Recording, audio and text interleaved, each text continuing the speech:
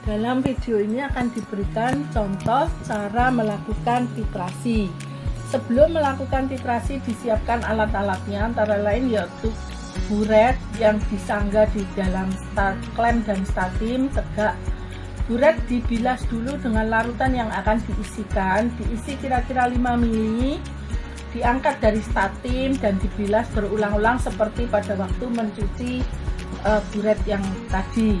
Kemudian setelah dibilas dengan larutan yang akan diisikan, disiapkan corong yang mana antara corong dengan buret diisi dengan sedikit kertas saring sebagai slit, lalu diisi buret dan dipastikan buret tidak bocor, dicek di bagian keran, tidak boleh ada gelembung. Apabila ada gelembung maka harus dikeluarkan. Diatur posisi meniskus buret hingga tepat pada garis batas dengan melihat secara paralaks pada mata praktikan. Jadi setelah posisi meniskus pada garis batas tepat di garis meniskus, buret siap untuk digunakan. Usahakan angka skala menghadap kepada praktikan.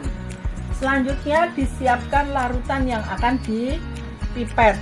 Dibilas terlebih dahulu larutan baku yang sudah disiapkan di labu ukur, diisi pipet volume kira-kira 2-3 ml dengan menghisap menggunakan pipet filler, diletakkan mendatar dan digoyang-goyang sehingga seluruh lapisan dalam pipet terbilasi oleh larutan yang akan diisikan. Pembilasan ini dilakukan minimal 2 kali dan diulang. Kali ketiga baru dipakai untuk mengisi dengan sebenarnya. Di situ dilakukan pembilasan bagian dalam dan dibuang melalui ujung bawah pipet volume. Setelah dilakukan pembilasan dengan larutan yang akan diisikan, sekarang diisi dengan larutan baku tersebut menggunakan filler pipet.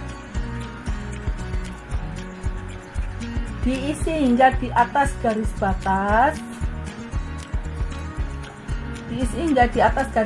Dan bagian bawah dari pipet volume dibersihkan dengan kertas saring agar tidak menambah volume dan ditempatkan pada garis meniskusnya dengan posisi mata sejajar dengan garis batas meniskus.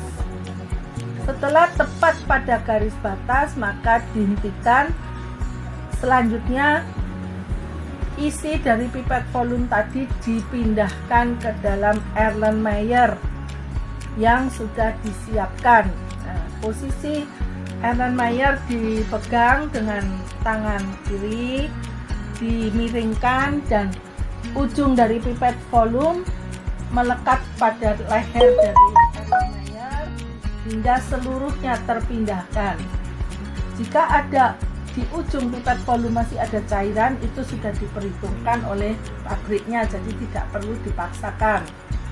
Selanjutnya diberikan indikator 2-3 tetes. Di sini sebagai contoh adalah titrasi asam basa, maka diberikan indikator phenolphthalein.